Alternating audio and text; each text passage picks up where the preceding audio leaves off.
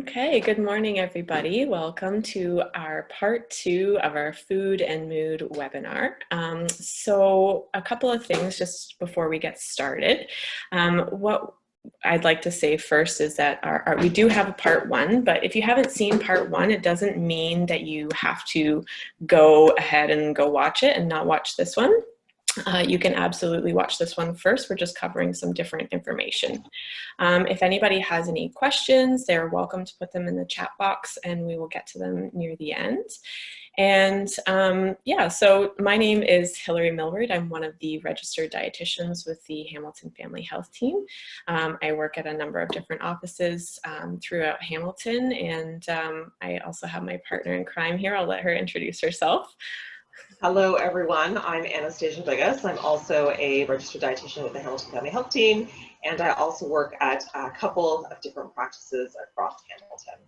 Yes, so yes, and like I said, today we are going to be discussing food and mood and the connection that we have with our diet and our brain health and our cognitive health, and more specifically when it comes to depression. So what we know, one of the things that we talked about in part 1 is that the food that we eat can really change our brains and how they function, and really therefore how we feel.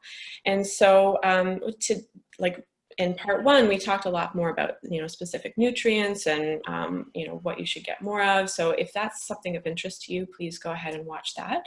But today we're going to talk more broadly about a few different things. So, we're going to review some strategies that will help you to actually incorporate some healthier eating habits when your moods are actually low, which can be a real struggle for a lot of people. We're also going to talk a little bit about physical activity and sleep and some of the ways that makes a difference as well.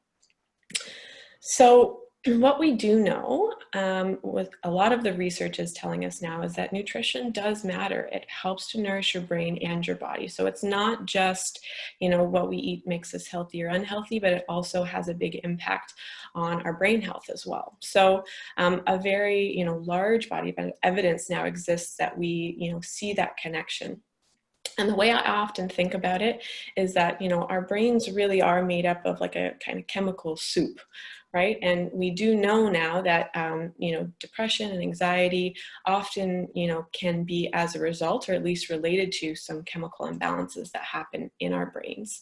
And so when you think about it, some of those chemical imbalances can actually happen from not having the right nutrients that we need to actually, build our neurotransmitters, to, reduce inflammation in the body. So there's quite a few things that our diet actually does. So like I say, if we don't have the raw materials to actually produce neurotransmitters, or, we don't have the ability to reduce something called oxidative stress, which is really just a fancy term for like the regular day-to-day kind of, I don't know, I guess you could call it like garbage that builds up in the brain, right? So we want to try and reduce some of that. And we also want to be able to reduce inflammation and have healthy brain cell membranes. And that's a lot of what our diet can do.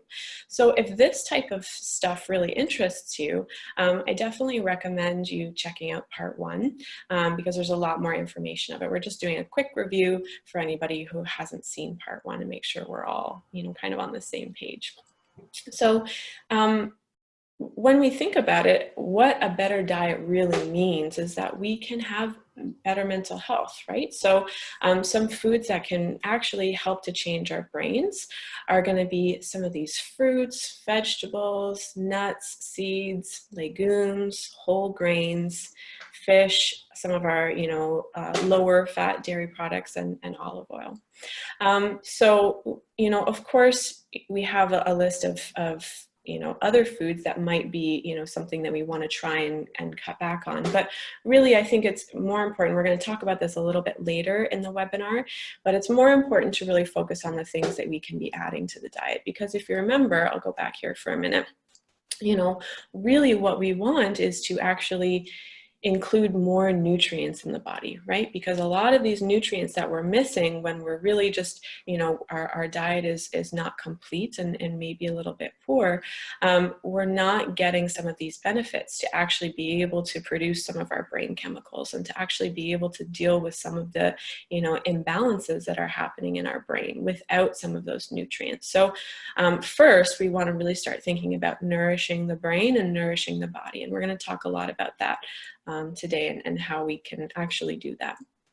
So, some of these key nutrients that we're really thinking about when it comes to nourishing our brain is going to be, a few different things. So if we think about these first three, so our protein, our carbohydrates, and our fats, the way I really think about these foods, these are our macronutrients, right? And if you're unsure about where these foods are coming from, I would highly recommend you check out our Healthy You program, because that gets a lot into those kinds of information. So if you're unsure, like which foods are protein and which foods are carbohydrates and which foods are fats, Healthy You is a great option for you. If you're part of the family health team, that is. And so if you think about it, these three macronutrients, protein, carbohydrates, and fats, these are kind of like the raw materials, right? So I often think about them, when we're thinking about our brain health, they are, kind of equivalent to having, lumber and steel and rubber, right? They're like your raw materials, right? And your vitamins and your minerals are more like the worker bees and the nuts and bolts and the things that are going to actually create a new product out of these things that we're eating, right? So I hope that makes sense to people. And if you have any questions, please feel free to ask. But, really the way I think about it is that we do need all of these things, right? And oftentimes, most people are pretty good at getting enough protein and carbohydrates and fats. And we tend to be not as good at getting our vitamins and minerals, because that's all of our, fruits and vegetables and things that often we need a little bit more of, right? And of course, fluid is really important as well. Water intake, we talk a lot about in part 1. So we do know that hydration is really quite important. So this is just a little bit of a review from our part 1. And, I think really at the end of the day, what we know is that what we eat does matter. And it does help us to feel better, and it's worth putting attention to. But the other thing that we know is that when you're depressed and anxious and life is hard, right? And life is a struggle, that it's hard to make yourself a meal, and it's hard to put some of these things into practice. So, we're going to talk a little bit about some strategies and some things that can help to hopefully kind of shift your perspective on how we can really think about healthy eating and these types of things. So I'm going to pass it over now to Anastasia. We're going to talk about a few other things and kind of get more into the details of today's group. So take it away, Anastasia. Oh, let me just move it over, sorry. So as Hilary was mentioning, eating well can be difficult when you're dealing with other things, depression, anxiety, stress, but healthy eating does help you to feel better, to have more energy. It can certainly help to stabilize your mood. Eating regularly can prevent spikes and dips in blood sugars over the course of the day. It can prevent those hangries from happening, that being hungry and angry at the same time. So it is really important for mood, in addition to things like depression and anxiety, as well as other mental health conditions. And not just for mental health, of course, for our physical health as well. So it's important overall for us. And if we are eating well, it can help us to better manage all of these conditions. So it's not just about the physical body or the mental perspective. It's about us, our whole body overall, and taking all things into consideration. Mm-hmm. So I'll change this for you. Okay, so we want to talk today, part of what we're going to talk about today is mindfulness, and specifically mindful eating. So mindfulness is purposefully paying attention. Sorry. Mindfulness is purposefully paying attention to the present moment, cultivating awareness of both internal and external experiences, observing and accepting experiences as non-judgmentally as possible, choosing responses, and making intentional decisions along in mindfulness.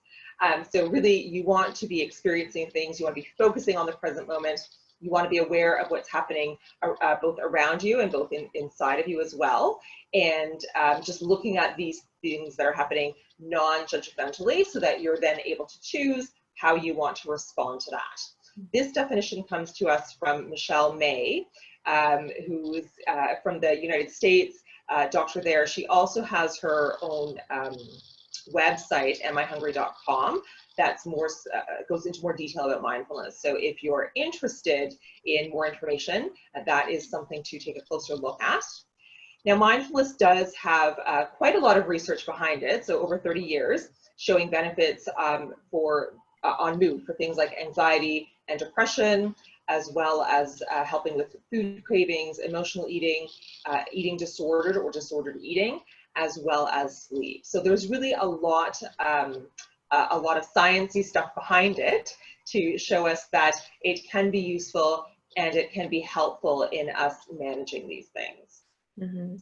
And I'll also do a quick plug there as well that we do have our mindful eating group. So if you're interested in more of this and you're part of the family health team, you do need a doctor's referral, but it is a lovely 6-week group. If this piques your interest a little bit and you'd like to know more about it, we also have one of those as well.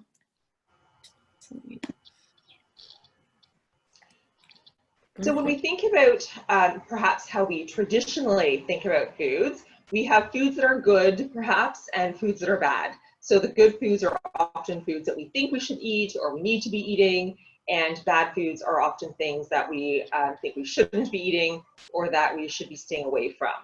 These good foods are often things like our fruits and vegetables that we don't necessarily get enough of, and the bad foods are things like chocolate or those kinds of treats that perhaps we want to be indulging in more often. So the problem with labeling foods as good or bad is that you then end up, so it tells you that all foods can't fit as part of your overall eating pattern. And we want to discourage that. We want to encourage you to think that all foods can fit. It's just that we want a balance between both of those foods. And if we label foods as good, then we think that we have to have them and we might not enjoy them as much. I'm only eating it because I know it's good for me. And maybe not only do you not like it, but then you don't want to have it, or when you do have it, you're not really interested in it. Whereas when foods are labeled as bad, maybe we think that we can't have them as often, and perhaps that leads us to restricting those foods and maybe overindulging when we finally have them. So we want to take away those extremes. Instead, what we want to think about is foods for the body. So these would be the foods that Hilary was mentioning earlier, things like our carbohydrates, our proteins, our healthy fats, as well as things like those vitamins and minerals and water. All of those foods are nutritious in many ways, and they're important for us from a physical perspective. They're important building blocks for our body to be healthy. And then we have our foods for the soul, which maybe are not nutritious, but they certainly serve a different purpose for us, right? They're potentially comforting foods, or they're foods that just taste really, really, really amazing. And so we want to include these as part of our day. And so we would encourage you to think not about good foods or bad foods, but as food, more so as food that feeds your body and food that feeds your soul. And when you think about them in this way, it's not a one or the other. It's more so, again, as I mentioned previously, having a balance between the two. And some foods can cross over. So sometimes when I ask people, about foods for the soul, they don't tell me things that I would think of like chocolate or ice cream, but they'll tell me something like lasagna, or they'll fettuccine Alfredo. So there are foods that can be nutritious for us that also fit into this food for the soul types of foods for some people. And for foods for the body, again, it typically tends to be those protein, carbohydrates, those healthy fats, those vitamins and minerals, the foods that really are the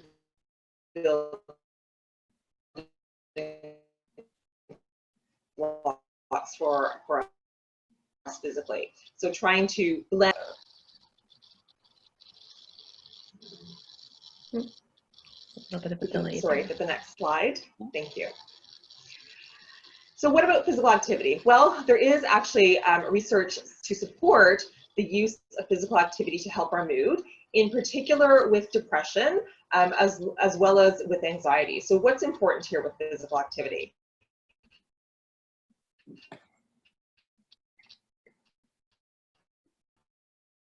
A few things, some how often, and really the important thing with physical activity is that you want to be doing it in a way that makes sense for you and is consistent for you. So if I think about when to be physically active, it really depends on the person. Some people are morning people, they like to be up and out and get their activity done first thing, and then that way they know that later in the day, as other commitments come up or perhaps some surprises come up, they know that they've still done their activity and they're not worried about, oh, I can't get to it today because of this and this and this. But other people aren't morning people. They don't have the energy to do that. So some people like to do it at lunchtime while they're at work or as part of work. Other people will do it at the end of their day. So the when really isn't important. The important part of it is that you need to decide what time is right for you so that you can keep doing it on a regular basis. Mm-hmm. When we think about what we want to do for physical activity, it's really about the activity makes the most, the activity that makes the most sense for you. Some people enjoy going to the gym. There's nothing wrong with doing that, but we won't want to have this negative association with, oh, I gotta go to the gym because I have to do this and this and this in order to get my exercise in for the day. If you like the gym,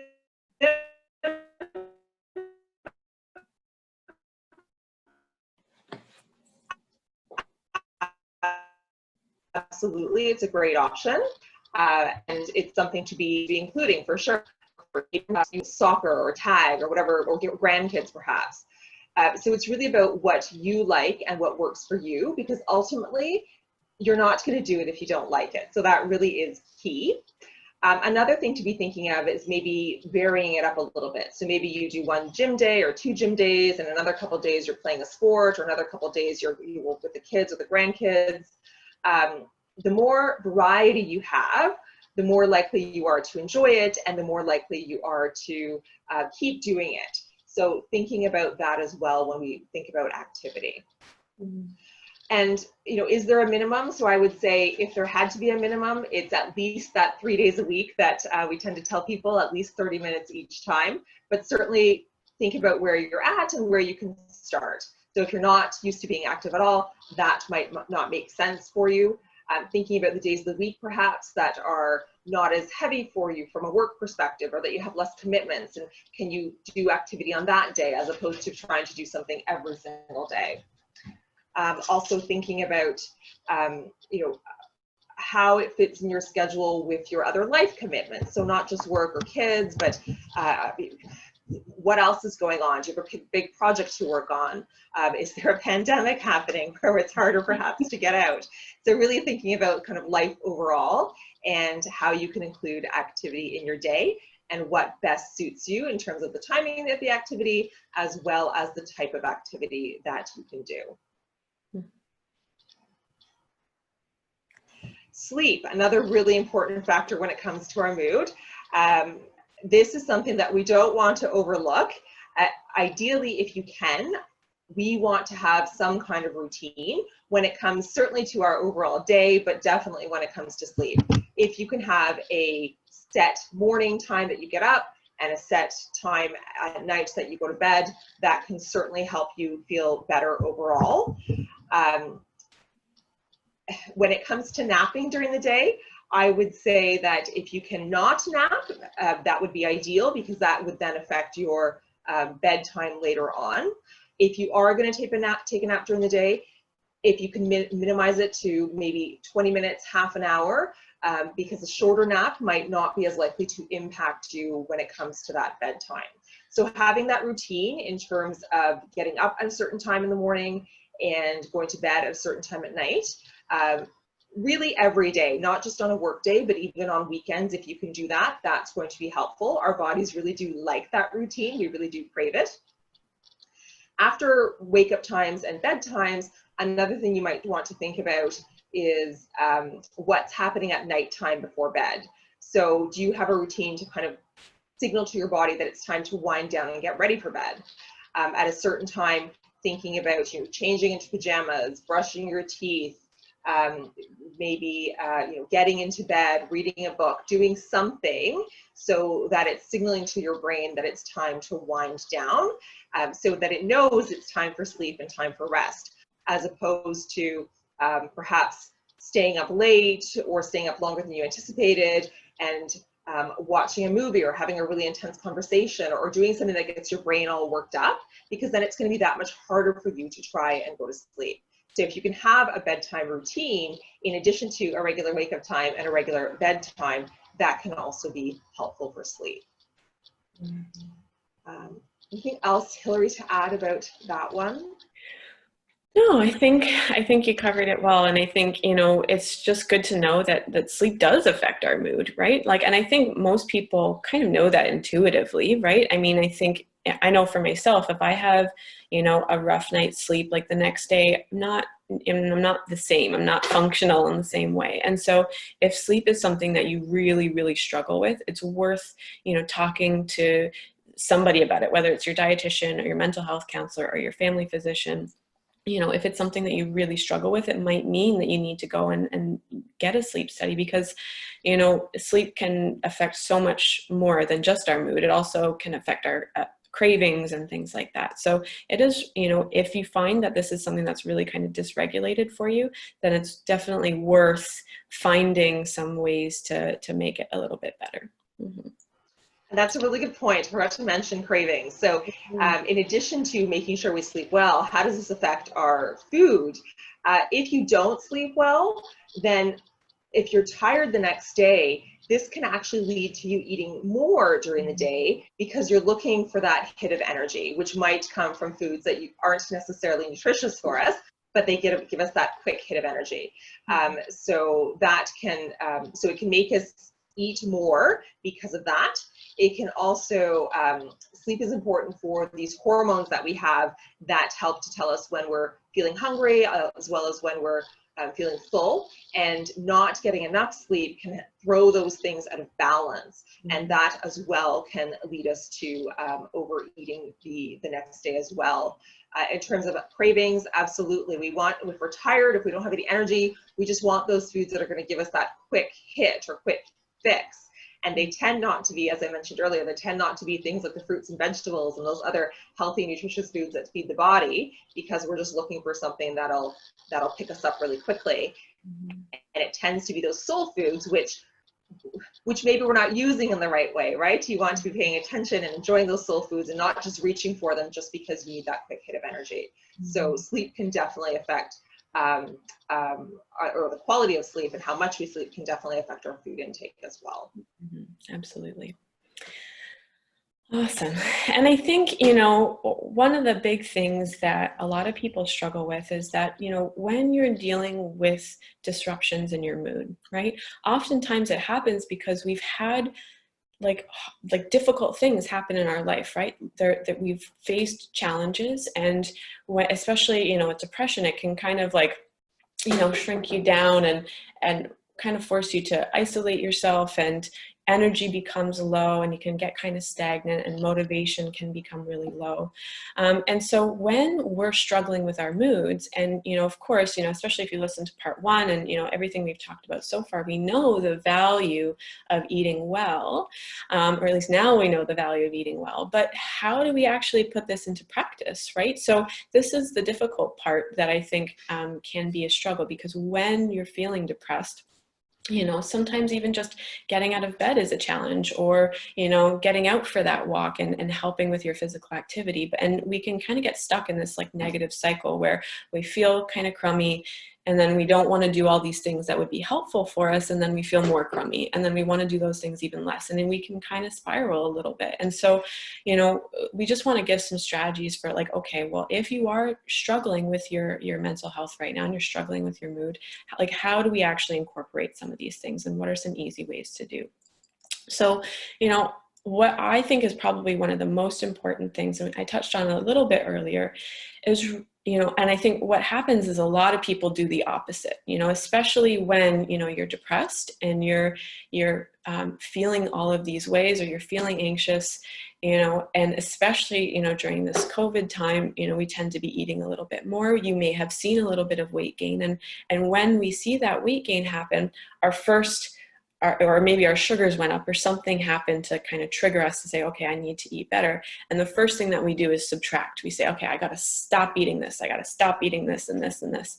But I think what we need to start doing is first work on adding nourishing things into the diet. It will make the subtraction part so much easier. It'll make it easier to, you know, ease up on the soul foods when you've added in more of those nourishing and nutritious foods. And we know that this is also going to help you to feel better, right? Because if we go back to really the importance of having literally the raw materials and all of the things that our brains need to function optimally, if we're feeding our body those things, it's going to be helpful, right? So even if you have a hard time saying no to the chocolate and saying no to all of these other things, and we really don't even encourage you to say no altogether, it's really about how often you have these things. But really what we want to do is start focusing first on adding those nourishing things into the diet. Because this way we're really, like I say, nourishing the body, nourishing the brain, giving our body what it needs to function well. And then once we've done that, we can start worrying about, okay, well, what is there too much of, or, you know, these types of things. And this is a fine balance. It's not, you know, it's easier said than done. So if you do have access to a dietitian, you know, that's what we're here for. So we're not here for when things are going well and smooth sailing. I find a lot of my patients are like, oh, I didn't want to come back because I messed up. It's like, no, that's when you should come back, right? So, you know, the other thing that can be really, really helpful is preparing ahead of time for when our moods might be low. So what we do know about just naturally being human and life in general is that everything is temporary, right? So those bad days are temporary, those good days are temporary, and we need to really start thinking about our future selves, right? We need to start saying, okay, well, today is not a bad day. I have a little bit of energy today. How can I help myself for when a bad day might come, or when a low day might come? And, you know, it's weird to think about it that way, to assume that those bad days are coming, but I think it's fair to say, you know, especially when we're struggling, right? And life is difficult. It's fair to say that, you know, we might run into a day where our moods are low, or we didn't have a good sleep, or our energy is just not there, our motivation's not there. So what I find incredibly helpful is to make sure that you have some things, you know, available. So this might include maybe batch prepping like specific ingredients. So maybe you cook up a bunch of chicken breasts or a big pot of rice, or, you know, chopping up vegetables, I find is so helpful, because, you know, when you're depressed and if you have to go into the crisper and peel and chop a carrot, you know, oftentimes you're going to go for the crackers or the cookies, because just even that extra step can make a big difference when you're not feeling yourself, right? So pre-washing, pre-chopping fruits and vegetables really help to make them more accessible, and also help to prevent food waste, right? Because oftentimes, you know, we buy all these things with good intentions and then they kind of wither away in our fridge. But, you know, if you get that broccoli or that cauliflower and you come home and you chop it up right away, you get it in a bag or a Tupperware, it's just easy to grab these things, and it helps our future selves for when, you know, things aren't at 100% capacity and our ability to, you know, cook a meal is not great. So I find that this is really helpful. And I'm actually just going to come back to that slide in a second and say that one of the ways that we can really help to prepare ourselves is to make a list of what I call 911 meals. And 911 meals are really those meals that I would say you can make quickly. And when I say quickly, I mean like less than 15 minutes, like super, super quick. The other thing that we want to see is that it's easy to do. It doesn't take a lot of, you know, mental energy. And then the other two things that I think are important are to have them be balanced. So again, we want a little bit of those carbs and proteins and fruits and vegetables and healthy fats. And again, if you're unsure about what a balanced meal looks like, Healthy You is a great place for you to go. And, you know, I also find it's really helpful to focus on real food and whole foods. So, you know, trying to focus on simple ingredients when you can. And that's not to say we completely eliminate every single processed food from our diet, but when we're really just focusing on making a meal that's going to nourish you, real is always going to be better. So, you know, when we think about that, I find it's helpful, especially if you're feeling a little bit of motivation after watching this webinar, you know, make your own list, put it on the fridge so that you've got, you know, a list of go-to meals that are there and ready. And, you know, so I have a couple of examples here. So it might be, you know, these are just some of my 911 meals. And those might be things like, okay, if I have a really busy week, or if I have a short amount of time, or you know, I'm just like, don't have the desire to do much in the way of cooking. These are some common things that I can throw together quickly. So this might even still be, you might look at this and go, oh, that's too much work for me. I'm not going to scramble eggs. And that's fine. You have to do what works for you and what your 911 meals are. So, you know, this is just a starting point, but you can see that everything on this list has some protein, right? We've got our eggs, whether it's tuna or salmon or yogurt or nuts or, you know, peanut butter or beans and cheese. We've got protein, we've got our carbs, we've got fruits or vegetables, and they're mostly simple ingredients, right? So this is a good place to start, but I definitely encourage you, you know, put on the fridge some breakfast options, lunch options, dinner options, because again, one other thing that can really drag us down, especially nowadays when it kind of feels like Groundhog Day over and over again, is that, you know, we get this like decision fatigue, right? Especially if you've been making meals for a long time. It's just like, what do you want for dinner? I don't know. What do you want for dinner?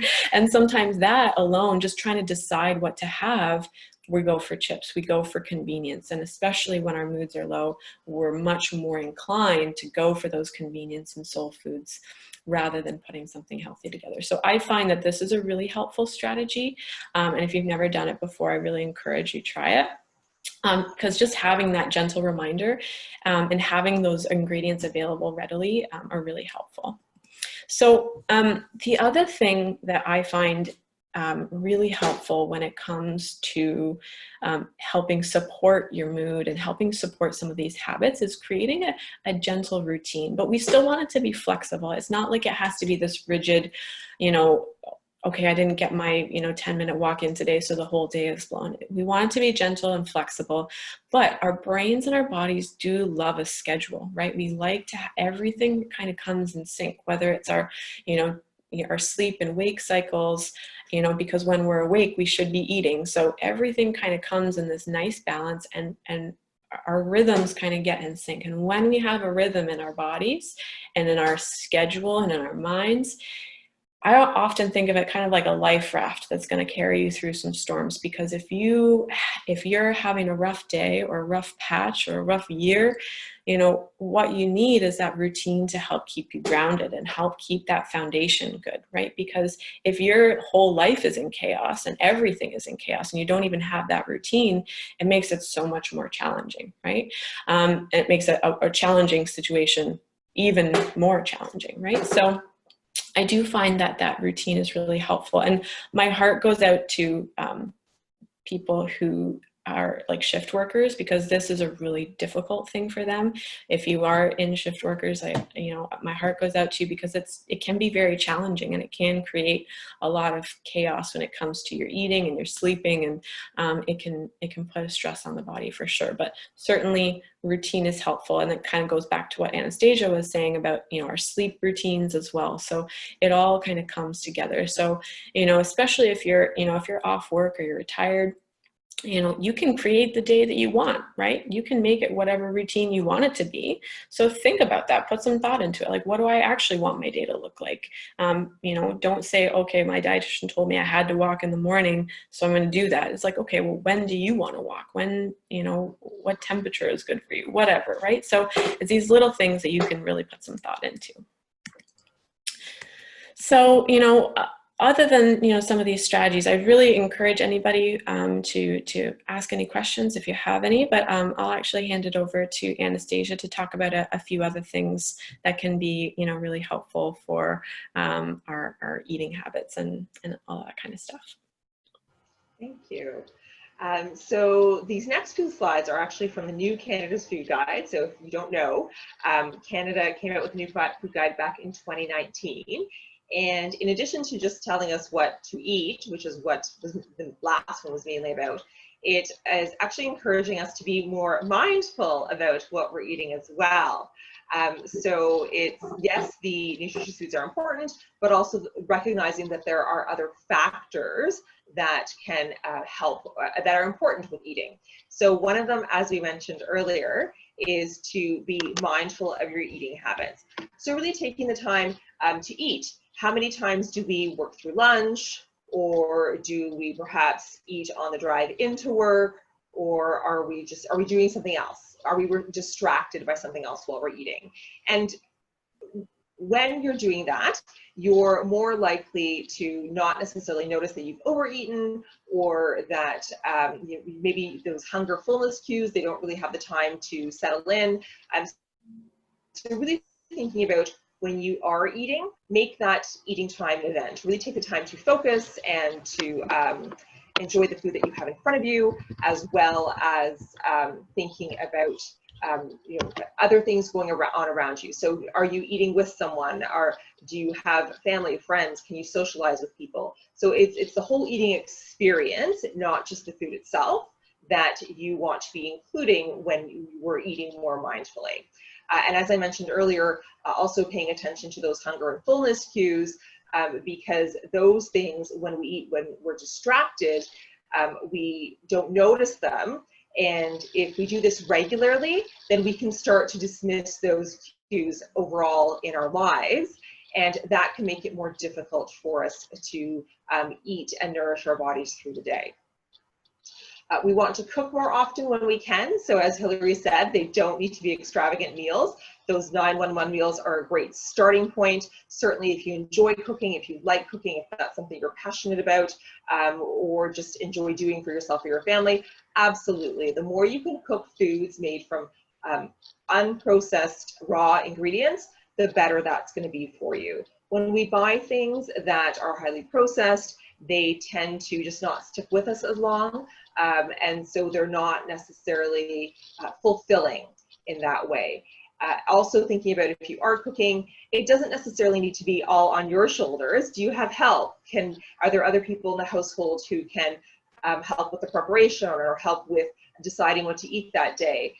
Do you have other friends or family perhaps outside of your household who can also help with the meal planning? Maybe you can batch cook together and each person takes half home, or maybe you have someone to, maybe there's a special dish that you want to create, but you're not so good at it. So can you ask for help from other people? So really having others involved in that planning and preparing process, so that it doesn't necessarily rest on your shoulders. Mm-hmm. Certainly enjoying your food. So as I mentioned earlier, being mindful about it, to taste the flavors and look at the different textures and really appreciate savoring that meal, but also thinking about other cultures, other traditions, perhaps your own or others that you'd like to try. And those really are part of the whole eating process, including those different types of foods and cuisines in your day, or as part of your week. And of course, as I mentioned earlier, eating with others. So are there other people in your household that you can share a meal with? Just taking the time to connect with other people, whether it's friends or family. That social aspect really is important, especially during a time like this where we've had to distance ourselves from other people. So taking the time to connect with friends and family, and sharing a meal as best you can, whether in person or perhaps over Skype or something different during this time in our lives. Mm-hmm. Yeah, and I think that's actually a really, good point, because, all of this stuff about involving others and eating meals with others is great, but, there may be people out there who don't really, we are really isolated at this time, and some people more than others. And so the way I think of it is to, a great idea is to do like a FaceTime meal where you maybe eat the same recipe and eat together. And even something like that, I've done it with my mom a couple of times. It's actually been really nice. And, if that's not an option for you, even just cooking a meal and eating a meal as if you were having a meal with others. So set the table, light a candle, put some music on, like make it an occasion rather than, especially if you're cooking for yourself, sometimes it can feel kind of like, I'm just going to have toast, right? But like cook as if you were sharing with somebody else. Because if you had a guest over for dinner, you're not making them toast, right? So, even if right now we might not always be able to eat with others, act as if you can eat with others and do your best to try and bring some of those tenets in, because they are important for sure. So enjoying your food, as we mentioned earlier, take the time to eat, right? Don't eat over lunch hour in front of your computer. Don't eat while driving. Really setting aside that time in your day and in your schedule to make that eating occasion an event. Eating slowly and thoughtfully. So this is different for different people. Sometimes if we're not used to eating this way, it can be a challenge. So tricks to do this might be to put your fork down in between bites and really take the time to think about what's happening, chewing that food, looking at what that food looks like. So one strategy again is perhaps, yes, putting your fork down between bites, or really thinking about, how often are you chewing this food, so that you can more so appreciate those flavors, those textures that are happening. Eating without distractions, we already talked about, so minimizing as much as you can other things out there. Certainly screens are a big one, whether it's working through lunch or working through lunch and eating during that time, or eating in front of the television, or having screens or iPads or tablets with you at the table. We want to be cutting those things out as much as possible. You want to make the time to eat. So ideally, you're not just shoveling food in because you've only got 5 minutes, right? If you've got a lunch hour or a lunch period of either 30 minutes or an hour, you want to be making sure you're focused on that time and you're able to, you're sure to include that time in your day. Same within the evening or at breakfast time. Really trying to carve out that time, not just running around in the morning perhaps and, I don't have time to eat because of this and this and this. Thinking about, can you, even if it's only 15 minutes, can you carve out some time in your morning and some time in your evening to allow yourself that time to eat. And as we mentioned earlier, thinking about other cultures, traditions, other cuisines, things you might want to try, things maybe you already enjoy and want to include more often as part of your regular eating habits. Mm-hmm. So being mindful of your eating habits, this comes, as we talked about earlier, about tuning into those feelings of, am I hungry, like those hunger cues, as well as those fullness cues. And some things that we talked about, that we do talk about with patients, are the types of hunger that we can experience. So there are a couple of different types. The one is the physical hunger, which is that sensation of like, my body physically needs to eat. It needs something nourishing. It's probably been a few hours since you last ate. Sometimes people will start to feel maybe shaky or sweaty, or maybe a little fatigued, maybe a little dizzy. Like there's actual physical sensations that are happening. And this true physical hunger is telling us that it is time to eat. It's time to have that meal. It's time to have a snack. And we want you eating at that time. But we don't just eat for physical hunger, we eat for other reasons. One of the other reasons we might eat is what we call mouth hunger. And this is when we're craving something. So we're craving perhaps something salty, or we're craving something sweet, or we're craving something creamy. So there's all these different types of cravings that people tell me about that they know they're not necessarily hungry because they've eaten a meal and they've eaten rather recently, but they're craving that saltiness, so they'll grab a bag of chips, or they're craving that, again, the sweetness, so they'll grab maybe some chocolate, or they're craving the creaminess, so they'll grab some ice cream. And we're not saying that you shouldn't do these things, that you should deny those cravings. We don't want that, but we want you paying attention to them. And really thinking about it. And if you choose to indulge in those cravings, doing so mindfully, as we mentioned earlier. Then there's the heart hunger and head hunger.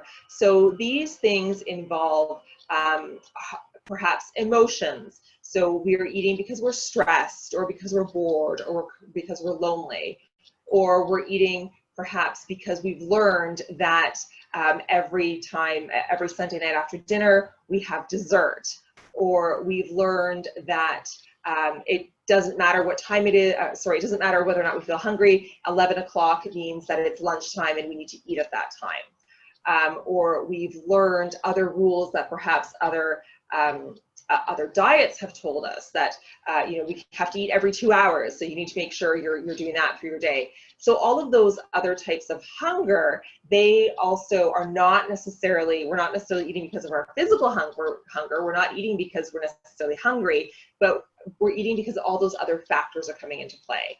And so really, again, taking the time to think about why it is you're eating and what else is going on. So a technique to help with this is called HALT. And I like this one for two reasons. Number one is that HALT means to stop. And so for some people, it gives them that signal that they just need to take a pause. So you want to halt, take that time to pause, to stop, to think, and then you want to ask yourself, what else is going on? Am I hungry? Am I angry or anxious? Am I perhaps lonely? Am I tired? And these are just some of the emotions that come up. There could be other emotions that you can put in there within that HALT category. And so we encourage you to, especially if you're eating at an unplanned time during your day, or if perhaps you're thinking about, you've had your meal and you're thinking about having second helpings, it might be useful to take that time to halt and to ask yourself what else is going on.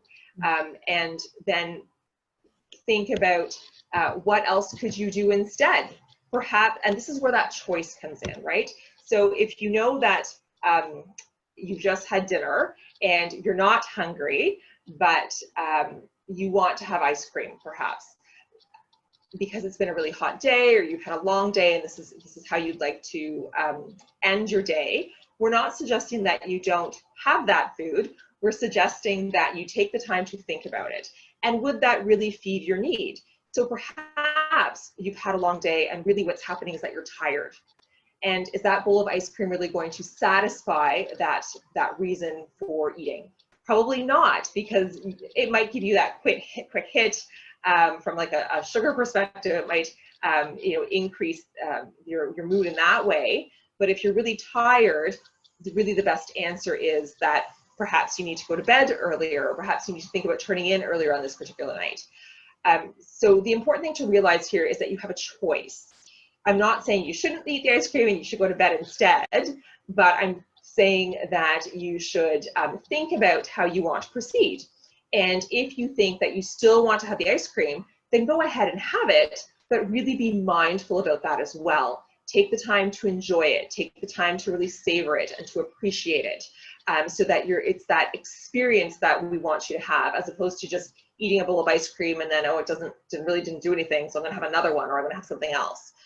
So we're not saying that you should deny yourself these foods. We're simply saying that you want to actually think about what is happening in that moment, and is there something else you can do instead? And if so, that's great. If not, if you do feel that you want that soul food, then go ahead and have it, but do so mindfully. Pay attention, as we said earlier, and eat with intention, again, as we said earlier. Mm-hmm. Cool.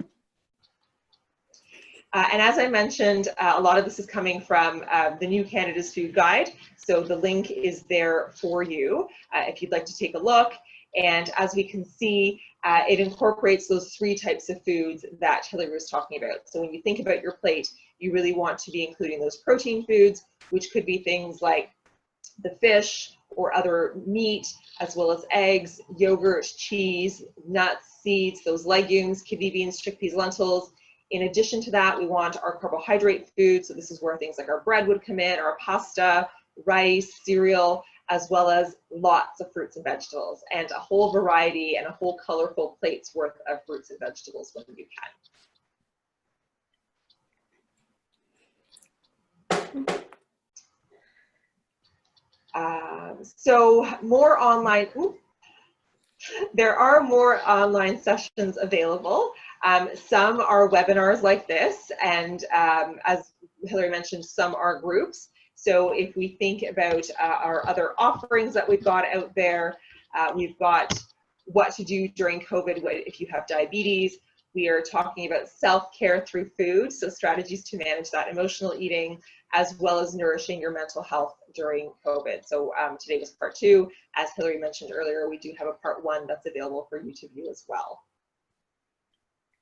And then the groups that Hilary was talking about, so we've got our Healthy You group, which is running virtually. So that's something to consider. Again, it will give you those nutrition basics, as well as talking about things like mindfulness, activity, things related to grocery shopping, eating out, label reading. So it really covers a wide range of topics.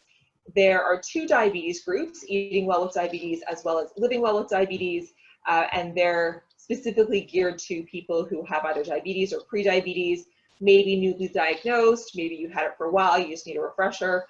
They're available as well. Those ones are, so the Healthy You, I should say, sorry, is a 6-week group that's running that you would need to register in advance. The diabetes group is a 2-week group that we're aiming to run monthly, again, registering in advance. And there is we had quite a few Cooking for Better Health series. So for heart health, for diabetes health, just for overall wellness, and those are available as well, again, registering in advance at the website that we've listed there. And those are all virtual right now. So these are all our virtual groups. Even the cooking class, you know, we have some of our dietitians cooking out of their kitchen for you guys. So it's worth checking out for sure. Yeah, and if you have any other questions, there's lots of information here.